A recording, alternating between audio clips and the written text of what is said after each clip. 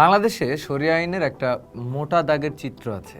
আপনারা চাইলে আপনাদের আশেপাশের 10টা মানুষকে একটা প্রশ্ন করার মাধ্যমে একটা কুইক রিসার্চ করতে পারেন। এই চিত্রটা মজার, কারণ এখানে আমরা দেখব শরিয়া আইন এক ধরনের কঠোর, একক ও অপরিবর্তনীয় আইন ব্যবস্থা। এই ছবি অনুযায়ী কোথাও যেন একটা নির্দিষ্ট কোডবুক আছে, সেই কোডবুকে সব কিছু লেখা আছে। আর যে দেশে শরিয়া আইন প্রচলিত আছে, ধরে নিচ্ছি সেটাই হুবহু প্রয়োগ হয়। এবার আসেন একটু রিয়েলিটি চেক নেই। শরিয়া আইনের বাস্তবতা আরও বেশি জটিল। ইসলামী আইন চিন্তা বা ফিক আসলে কোনো একক আইন না। এটা শত শত বছরের ব্যাখ্যা, বাহাস, যুক্তি, মতভেদ আর বাস্তব সমস্যার সমাধানের একটি চলমান বুদ্ধিবৃত্তিক প্রক্রিয়া। Apart from seriousness, you all have idea about মানুষের বুদ্ধি. We have developed missiles and forgot about agriculture. যাই হোক, ইসলাম একটা ধর্ম, কিন্তু এর মধ্যে শিয়া সুন্নি আছে। এর মধ্যে আবার শুধু সুন্নি আইন চিন্তারই 4টি বড় ধারা আছে। সুন্নি ইসলামে সবচেয়ে পরিচিত 4টা মাযহাব হলো হানাফি, শাফিঈ, মালিকি, হাম্বলি।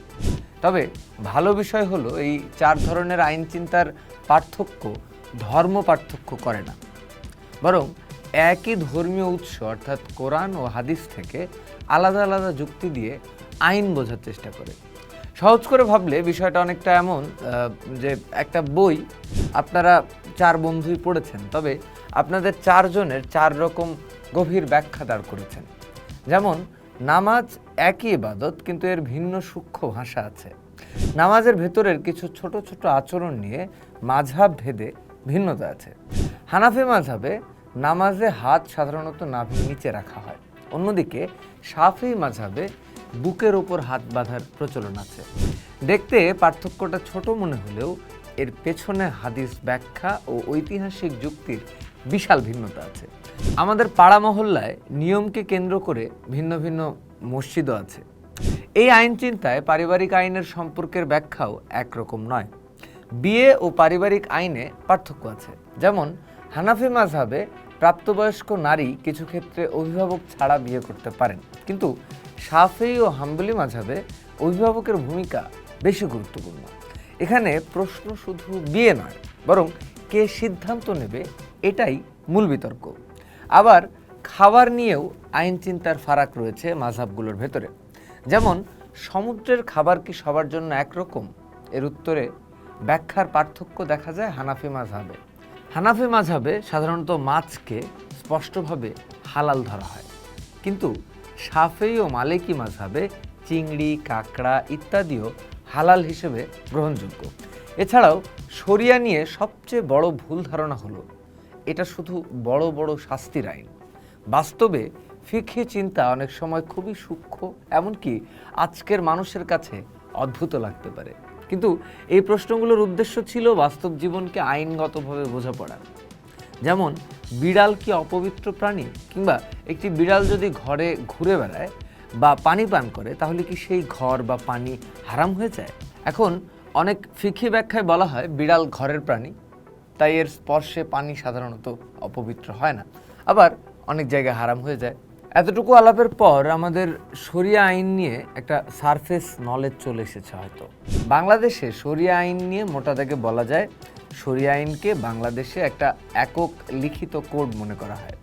সব দেশে একইভাবে প্রযোজ্য ভাবা হয়, শুধু শাস্তির আইন হিসেবে দেখা হয় এবং এটাকে স্থির অপরিবর্তনীয় ব্যবস্থা মনে করা হয়। কিন্তু বাস্তবে শরিয়া হলো ব্যাখ্যাভিত্তিক, ঐতিহাসিকভাবে বিকশিত এবং বিভিন্ন সমাজে ভিন্নভাবে প্রয়োগ হয় একটি ব্যবস্থা। শরিয়া আইন আসলে কোনো একক বইও নয়, কোনো একক কোডও নয়। এটা একটা বিশাল বুদ্ধিবৃত্তিক জগৎ, যেখানে একই ধর্মীয় উৎস থেকে বহু ব্যাখ্যা জন্ম নেয়। আবার সেই ব্যাখ্যাগুলো মানুষের বাস্তব জীবনের সাথে মানিয়ে নেওয়ার চেষ্টা করে। তাই শরিয়াকে বুঝতে হলে শুধু আইন হিসেবে নয়, বরং চিন্তার ঐতিহ্য হিসেবে দেখা দরকার, যেখানে মতভেদ কোনো দুর্বলতা নয়, দীর্ঘ ইতিহাসের অংশ। এখন প্রশ্ন হলো, আমাদের চায়ের দোকানে জাহাঙ্গীর মামা থেকে শুরু করে মসজিদের ইমাম, ইউটিউবার, এমনকি ইনফ্লুয়েন্সার সালমান মুক্তাদির পর্যন্ত কোন শরিয়া আইন চাইছেন? আমরা কি পারবো শরিয়া আইনকে সংবিধানের মতো একটা কোডে রূপান্তরিত করে পুরো মুসলিম জাহানকে গুলিয়ে খাওয়াতে? এতক্ষণে আমরা একটা বিষয় বুঝেছি, শরিয়া কোনো একক আইন না, এটা শত শত বছরের বিতর্ক, ব্যাখ্যা, মতভেদ এবং আইন চিন্তার ইতিহাস।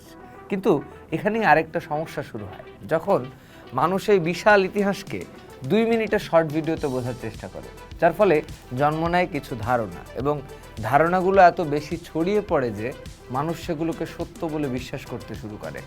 সম্প্রতি খালেদ মহিউদ্দিনের একটা টকশোর জেরে বিতর্ক হয়ে সামনে আসে, ধর্ষণ প্রমাণ করতে কতজন প্রত্যক্ষ সাক্ষী লাগে, 2 জন নাকি 4 জন, নাকি এই ধারণা ইতিহাসের সবচেয়ে সফল ধর্মীয় ভুল বোঝাবুঝিগুলোর একটি?